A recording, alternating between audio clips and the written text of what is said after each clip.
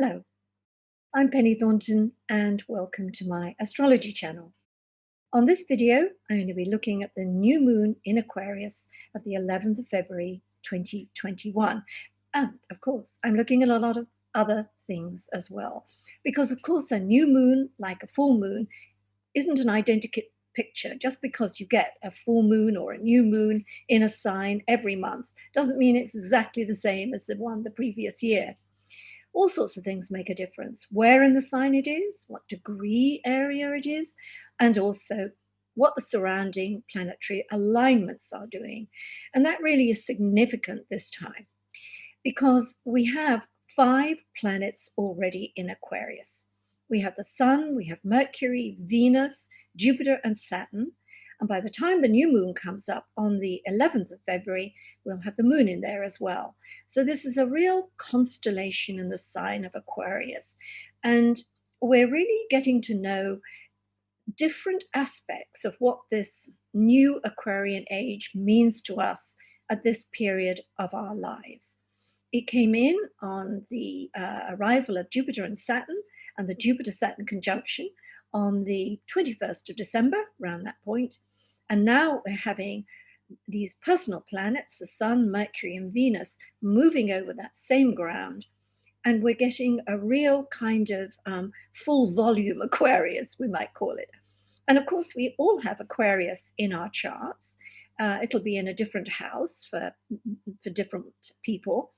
But it's that house area that will be brought to life. And that's something you might like to think about as we go through this early to middle part of February. What is being brought out in this Aquarianness of that house of yours?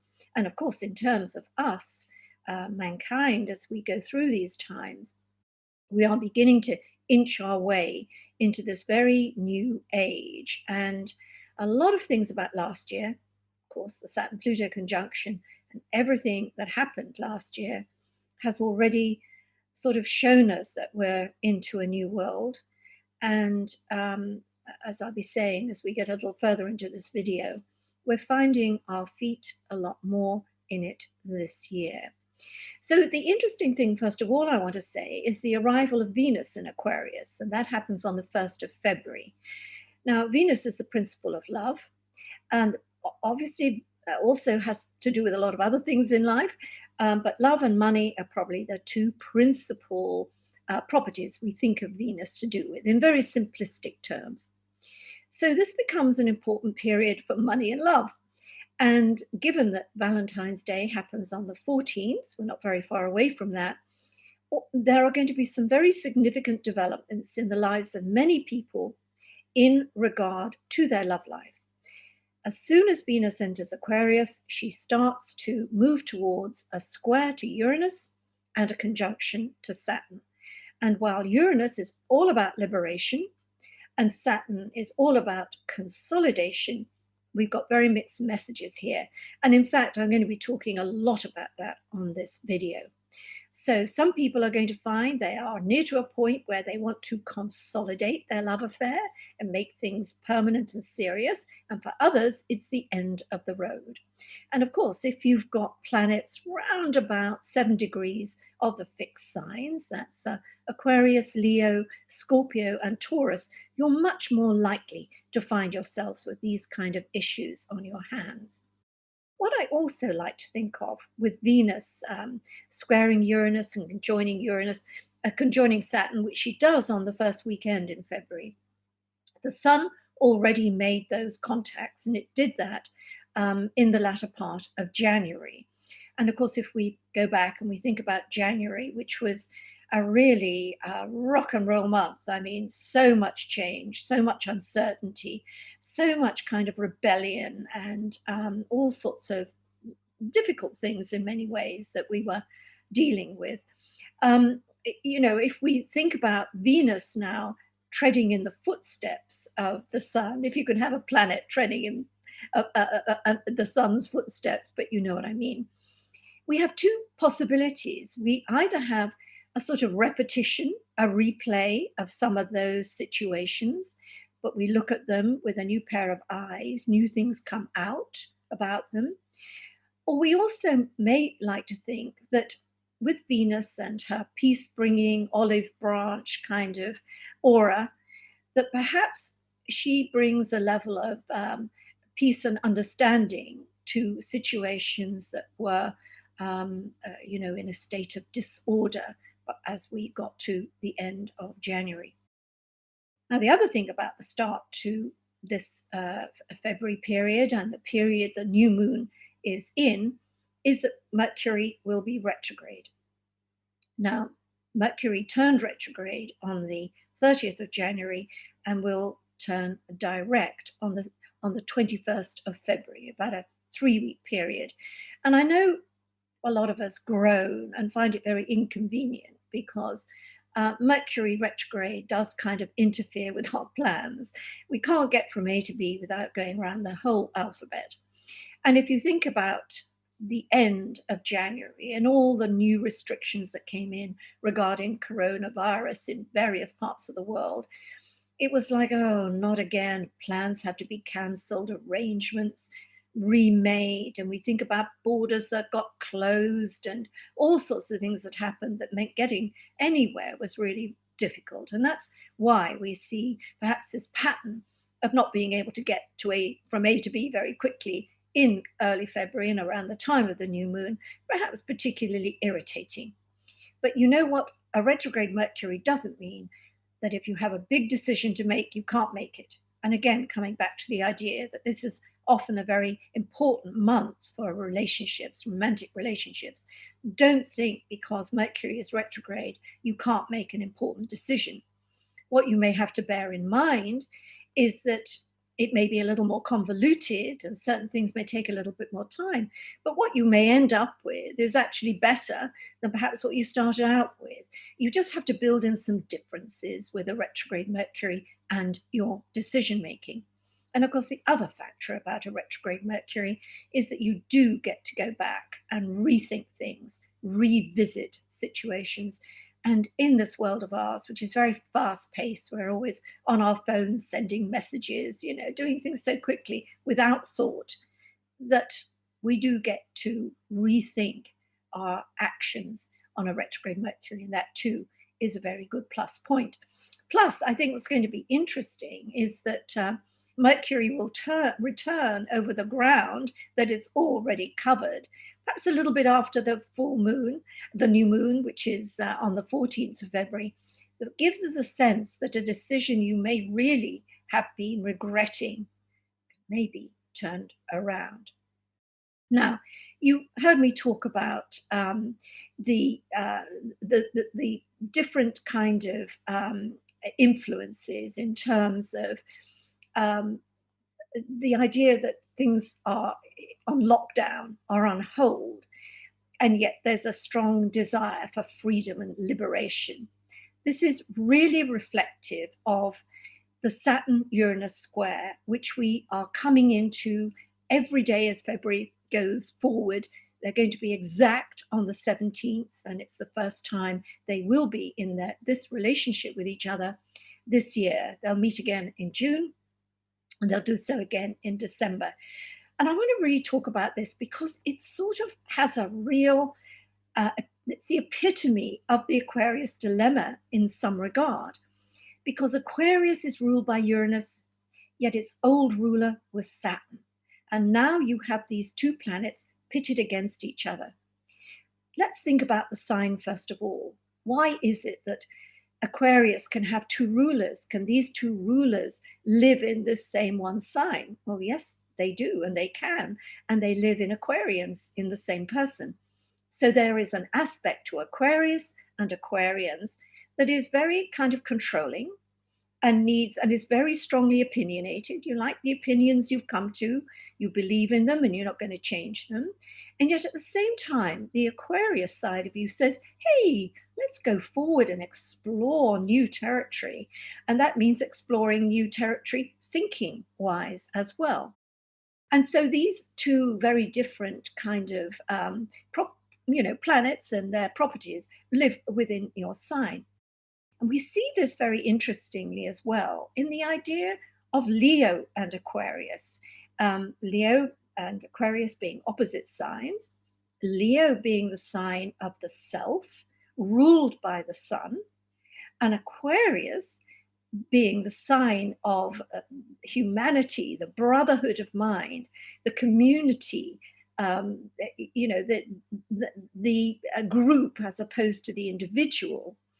And we see that really, again, in terms of what we're aspiring to in Aquarius. We're trying to move away from the self into the bigger self.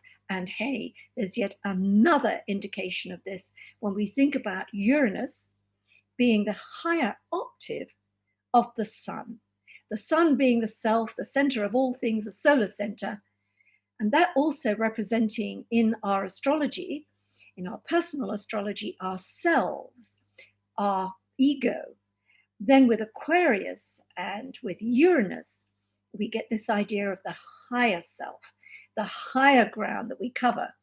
And the Saturn-Uranus kind of dyad that we've been looking at is also representative of this sense of wanting things to remain the same and to be very rigid about the way things should be, and Uranus wanting change at all costs. So we see this contrast between old orders and new orders, and we see it very much dramatically given to us in the recent inauguration of Biden. We had an old order knocked out and a new administration coming in. We saw how much Joe Biden talked about the higher path, in a way, of dealing with the divisive factions in America, trying to take that higher path. How successful he will be, we don't know. But it is the spirit of Aquarius.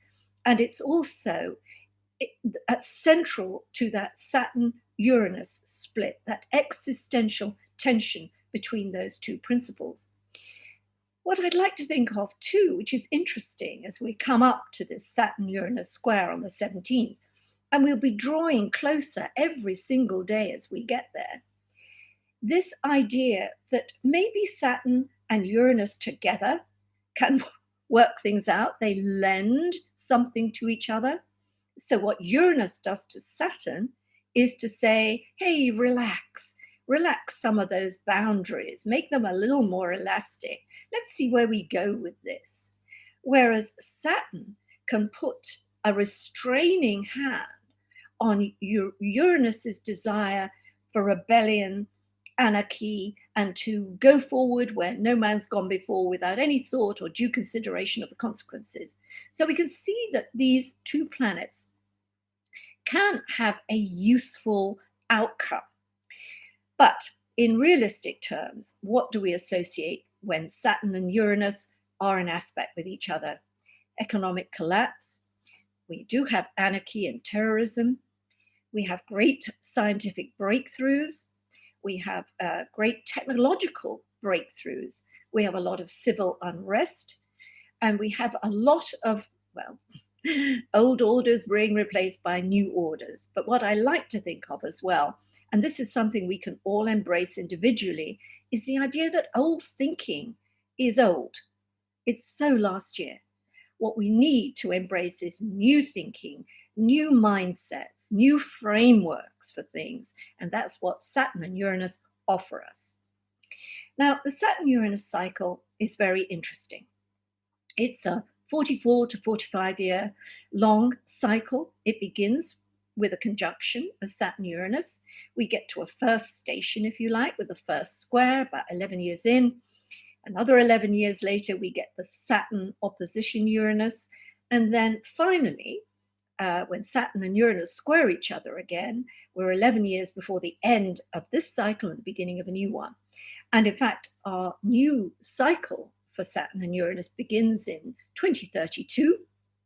And so we're coming within sort of 10 or 11 years of the end of that. And the interesting thing is, when we look at the final square of this cycle, is that it is about dissolution. If there's always that existential pull between getting rid of old orders and things that don't work anymore and going towards new systems and new ideas, which is what Saturn and Uranus are all about, when we come to this final square, that sense of phasing out the old and beginning the new is absolute, because it's in the final cycle of this particular cycle. So we're looking at things ending and never coming back. That's it. They're over, they're done with, it's gone. And that might also be something to remember in terms of what happens to you during the course of this year within those terms, and also what happens when we look out on the world stage. Now, the cycle that we're in, the Saturn-Uranus cycle that we're in, began in 1988. It went on through 1989, a little bit through 1990. And what happened at that time? Well, the Berlin Wall came down. We had Glasnost. We had this wonderful, heady thrill of democracy, welcoming us in. But it was also a period of great economic instability. When we come roughly 11 years later and we come to 1999, that was the very end of the millennium. And if you remember, there were great fears about the millennium bug, that computers would be unable to perform their functions. So the traffic lights wouldn't work. We couldn't get money out of the cash points, and all sorts of crazy things would be going on because the software couldn't adapt to the change of the new millennia. But also what was interesting in 1999 was that in the February of 1999, President Clinton was under impeachment, and the trial where he was acquitted was in February 1999. So we have a real echo of that first square, in that, sure enough, on this Saturn-Uranus square, we have President Trump facing an impeachment trial. And of course, it's up for grabs as to whether he too will be acquitted or whether he goes down in history in terms of being impeached. We'll have to see how that pans out. I have my ideas, but I'm not going to share them with you on this particular video. Now, if we come to the Saturn-Uranus opposition, and I want to say something else about that 1999 Saturn-Uranus square. The positions were exactly reversed. Right now, as I speak to you, Saturn is in Aquarius and Uranus is in Taurus. But in 1999, Saturn was in Taurus and Uranus was in Aquarius. So we have a real kind of mirror image of those signs. And if you're interested in doing research, and I think history plays a very important part as to how we interpret and know what we're in for when we see patterns being repeated, astrology is all about patterns. You may like to do some work on your own and have a look back at 1999 and see what you might personally be in for in some regard as we get to the now. Yes, the Saturn-Uranus opposition, which was in, well, the first one was actually Virgo Pisces, but when we it got really into the second ones, it was all Libra, Aries. So those are the two signs. And of course, now we're in Aquarius and Taurus. So when I think really again about this particular Saturn-Uranus square, and we think about the things that we really need to abandon because they don't work anymore, and things really stop working. Gadgets, gizmos, technology that we used doesn't function anymore. We need new methods and new systems. And if I think about the coronavirus again, and this is a very interesting thing to think about. The Saturn-Pluto conjunction, which came in January of 2020, and of course wreaked havoc in terms of the economy, livelihoods, lives. We're still continuing that in 2021, but there is a new aura about it. And one of the things that's making for this change in relation to the Saturn-Uranus square is the fact that the scientific breakthrough that we had was definitely the discovery of these, or the development of these vaccines. Now, a whole new technology came into being to develop these vaccines. No other vaccines have been produced this way. It was, off the wall new technology. And the interesting thing about that is people are very resistant to this idea of the vaccine. Whether everybody knows vaccines take years to develop, so this can't work, or whether you believe the conspiracies that somehow the government have implanted a microchip in there and that you won't have it because you're suspicious about it. That's Saturn-Uranus, isn't it? It's the breakthrough technology is still held back by the resistance of Saturn. But we must not forget that this is really one of the most important keys. It's not a magic bullet, but without this taking up of the vaccine, we would really be in a very desperate position right now with no hope on the horizon. And this is one of the things about this period of time that we're in right now that I'm talking about, is that compared to January, which was so dark and difficult and depressing and oh, whatever next, we're starting to see some light at the end of the tunnel here. The aspects are reinforcing that sense of joy. Now, I'm going to come to get about this at the end of my video here. I want to sort of take into consideration this new moon in Aquarius, which is what the focus is for this video.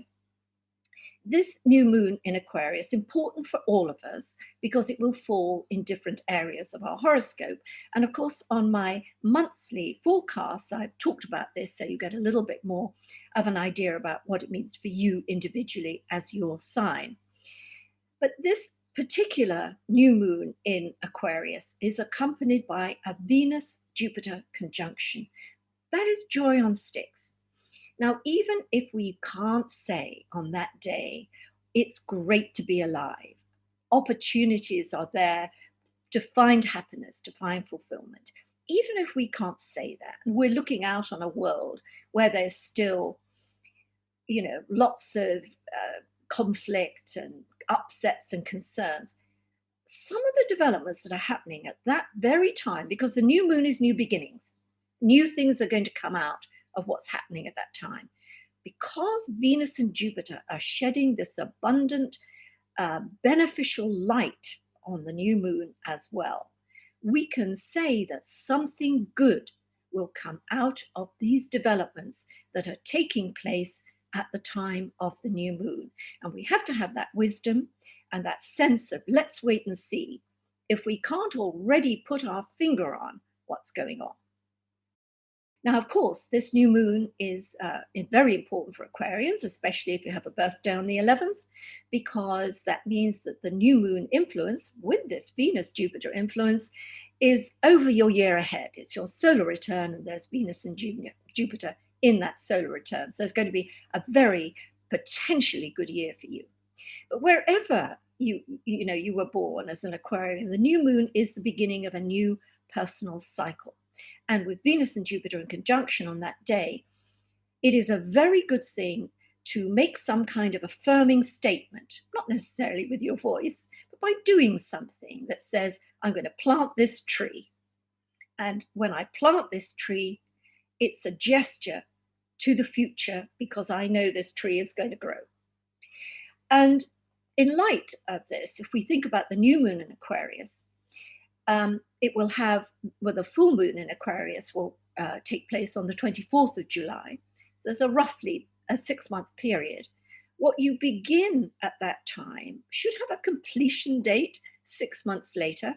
So you could decide to do something that will take 6 months, or you're setting in motion something that you think will take roughly 6 months to complete. And you do it on the new moon with this very benign Venus-Jupiter influence.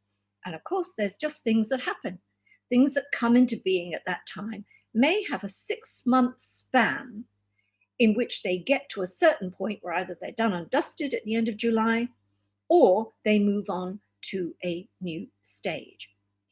So let me come back again and think about what we're in right now. This idea that I was saying that even though it may look very dark and gloomy, and we are all so fed up of, not being able to make plans because, we don't know if we wanted to go on holiday, will the planes be running? We don't know if we want to have a wedding, we'll be able to have 500 people at that wedding. We can't make plans because of the uncertainty that the coronavirus, COVID-19, is breeding. But, when we get new influences like this that's happening in February, especially around the new moon, there is new light going to be shed on all our circumstances. And it makes me think, really, again, I mentioned the idea that sometimes we can't see it at the time, but it is taking place and we will see it. The difference between last year, where we were all blindly groping with the idea of what does this virus mean, what's going on, and we were literally blinded by the effects of it all, and fumbling our way through. The difference with 2021 is that we have a much stronger grip on it in the sense of our lives. I mean this in our lives, that we are now more resigned to what's going on. And with resignation comes acceptance.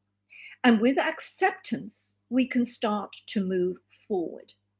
And I think that's the important change in 2021. And I believe we're going to start to feel that individually around this time that this video is covering, but certainly the seeds of that whole understanding, that mindset, whatever you want to call it, is going to happen from this February. And I was thinking about this. I was thinking about, just recently in my own life, and I'm a very positive person, and I also have the ability as an astrologer to see things in a bigger context. And I'm always working with people and mentoring them through very difficult periods. So I'm used to this. This is what I do. But even myself, I got to a point where it does seem so never-ending, relentless, sameness. And what I said to myself is a cliche, and I'm very fond of cliches. You know how I use them? Because cliches are about truth. They are the truth. That's why they're cliches. All things change in time. Now, I know this, and you need to know this too. And to stick that little phrase on your fridge, above your, TV set, on your desk, wherever, because all things do change in time. However we're feeling at this point in time will change. We may not have a definite date for when that thing will change, but you know how often in life it just takes one little thing in one area of life, sometimes not even related to the area of greatest worry, but see that thing to move, and suddenly everything starts to snowball and change happens. And I think this is very much what we're looking at in 2021 with this new kind of Aquarian aura, which looks forward, not back, looks to necessity to be the mother of invention, and that we all have this capacity as we go through this year in increasing amounts. So thank you for watching. And I look forward to being here again in another couple of weeks and on my monthlies as well. And of course, in all my writings and everything on my website. Thank you for watching. Take care. Bye for now.